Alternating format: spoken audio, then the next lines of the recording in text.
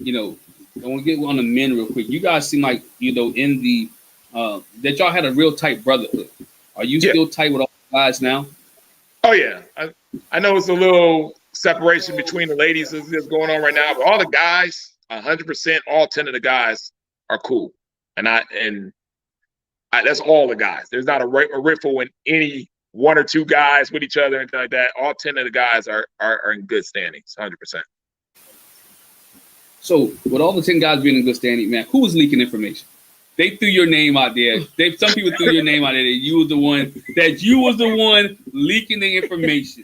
Now I don't know if that was production leaking information. They wanted, because I know sometimes reality shows they want to make people a villain, right? But they made it as if you had the loose lips. Well, no, it wasn't me. I like I said, I got two theories. And one is, like I said, I did get into an altercation with production. So when my editors went bad, it was on purpose. I was targeted. Just hands down. They weren't hiding the fact. Castmates knew, everybody kind of knew, and that it was coming. So they didn't owe me any favors, put it that way. So I think in that situation, you're at the resort. You got to get that information to Benicia so they can have their little drama scene with Joel about the thing. So I think my first scenario is that production said, "Okay, Amber, you bring it up, but just say Ron told you he's not here, and we don't care either way."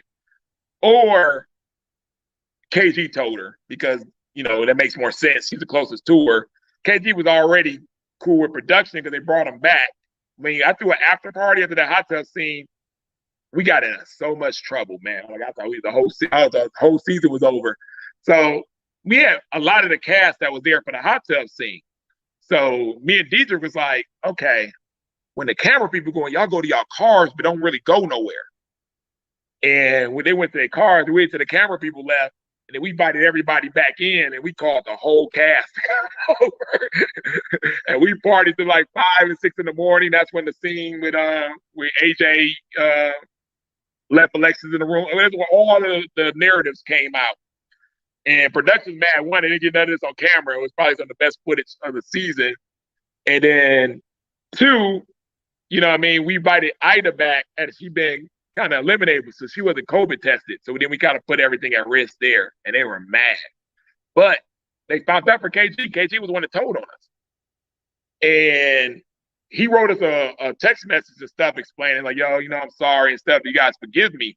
And everybody else said, yeah. And I said, no. I said, you got to call me personally like a man. And he hit me up and we hashed it out. And I was like, you told on us about this production thing. I heard on season 3 about that girl with the baby that you was the one that told on her too. So it's kind of like, it's kind of like, I was like, what's going on, man? You be leaking information a lot. And so it kind of made sense that if it came from Amber and them two talk to each other every day, that part about Joel and Kyra to Benicia came from KG or production. Okay. Interesting. Very interesting. That you mentioned Amber. While we talking about Amber and KG, when Alexis eliminated you, all right, you brought Amber's name up.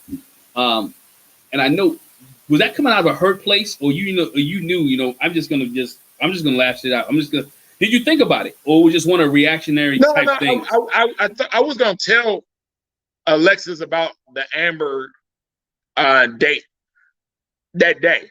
I hit her up that morning, but the women had the deliberation for like 8 hours in the morning.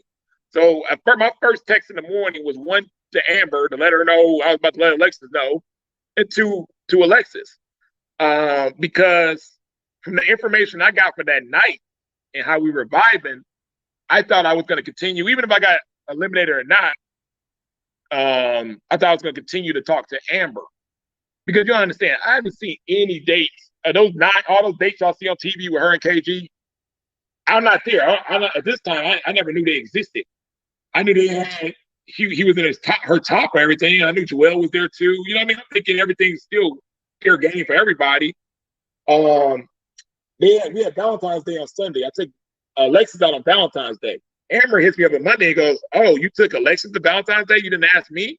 And I said straight out, I was like, ain't that KG's job? And she said, no, you could have asked me or whatever like that. So I'm thinking this dude didn't even take her nowhere for Valentine's Day. And so, you know what I mean? Like, it wasn't the love story y'all see on there. To me, that was nothing. Like, it was nothing like that.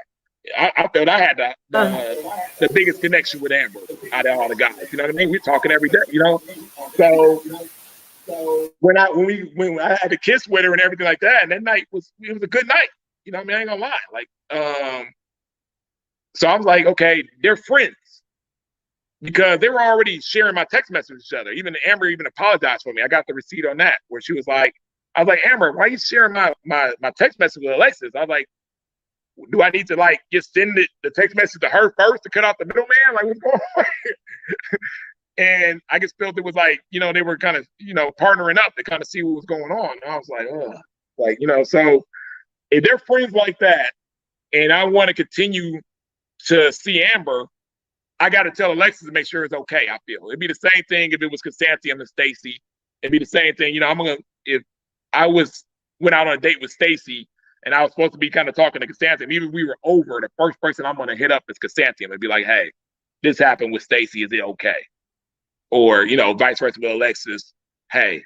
And they cut it where it just made it seem like I said, like I bloated out, I kissed Amber and got up and left. And that wasn't the case.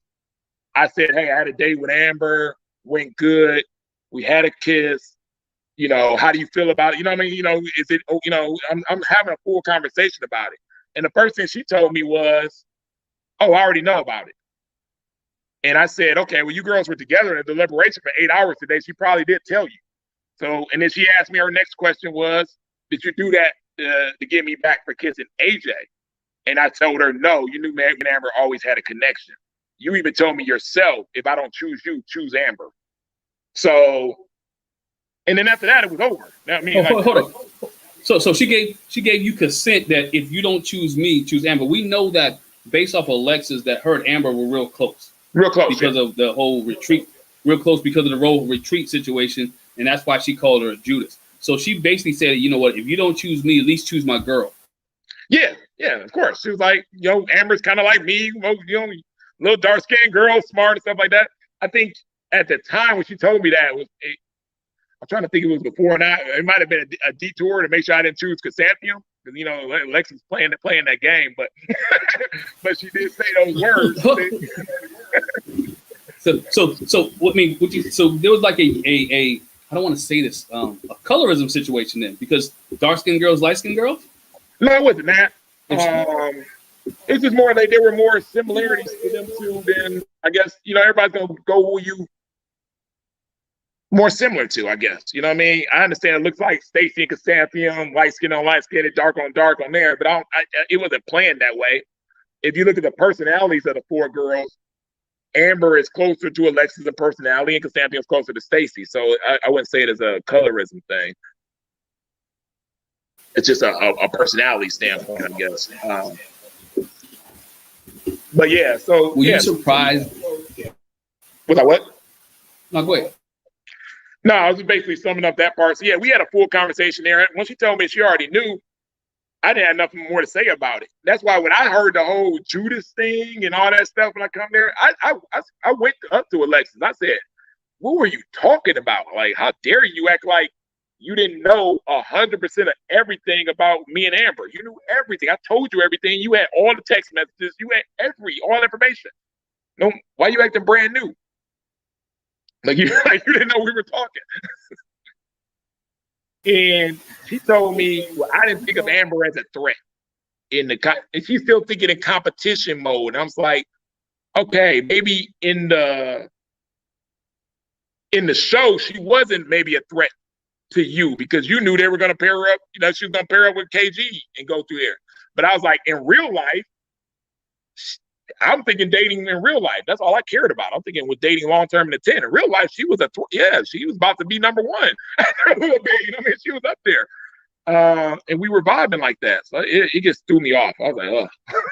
And then that's when I knew it was two types of dating. It was you were dating for the show or you were dating off the show, you know, dating for off the show, but it was hard to do both in your mindset. So the game I was really trying not to play was almost like they were trying to go. They're gonna make me play it anyway or pay for not. Like it was just